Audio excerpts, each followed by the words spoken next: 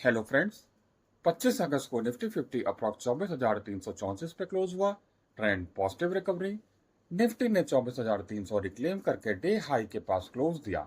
24,360 से 24,400 जोन अब immediate breakout hurdle है। सेंसेक्स अप्रॉक्स 77,656 पे क्लोज हुआ। Trend positive.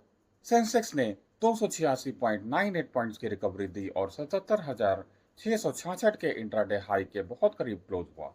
77,700 से 77,800 इमीडिएट रेजिस्टेंस जोन है। बैंक निफ्टी अप्रॉक्स 57,514.20 पे क्लोज हुआ। Trend sideways neutral. Bank Nifty लगभग फ्लैट बंद हुआ और 57,650 के आसपास इंट्राडे रेजिस्टेंस फेस किया। 58,000 मेजर हर्डल बना हुआ है।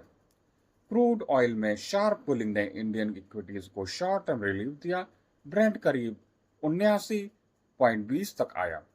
यूएस ईरान जियोपॉलिटिकल टेंशंस अभी भी मार्केट सेंटिमेंट का मेजर रिस्क फैक्टर है। लोअर क्रूड से इंडिया के इंपोर्ट कॉस्ट और इन्फ्लेशन कंसर्न में कुछ राहत मिल सकती है। इंडिया विक्स लगभग 11.03 तक कूल हुआ, जिससे एक्सपायरी के बाद वोलेटिलिटी थोड़ी नॉर्मलाइज हुई। ग्लोबल क्यूज अभी मिक्स्ड हैं, इसलिए ओपनिंग के बाद प्राइस एक्शन कंफर्मेशन ज्यादा इंपॉर्टेंट रहेगा। तो ये रहे फ्रेंड्स 26 अगस्त के लिए level. Nifty 50 immediate resistance 24,360, major resistance 24,600, immediate support 24,280, major support 24,180। अगर 24,360 के ऊपर ब्रेकआउट हो सस्टेन तो कॉल और 24,280 के नीचे ब्रेकडाउन हो सस्टेन तो put.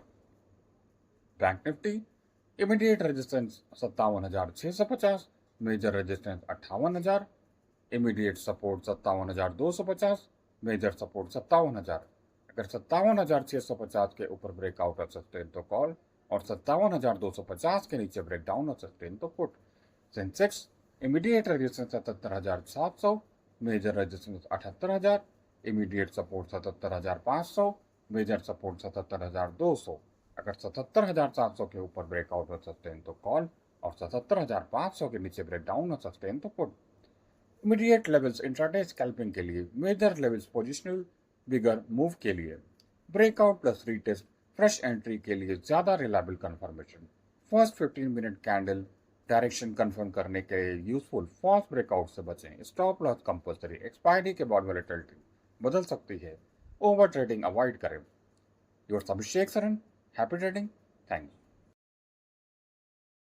The information provided in this video post is for educational purposes only and should not be considered as financial or investment advice. I am not a SEBI registered investment advisor. Trading in Nifty, Bank Nifty, and any index derivatives or other market instruments involves market risk. Past performance does not guarantee future results. Any loss incurred by viewers while trading based on this content shall be solely their responsibility. I shall not be held liable for any financial loss. Thanks.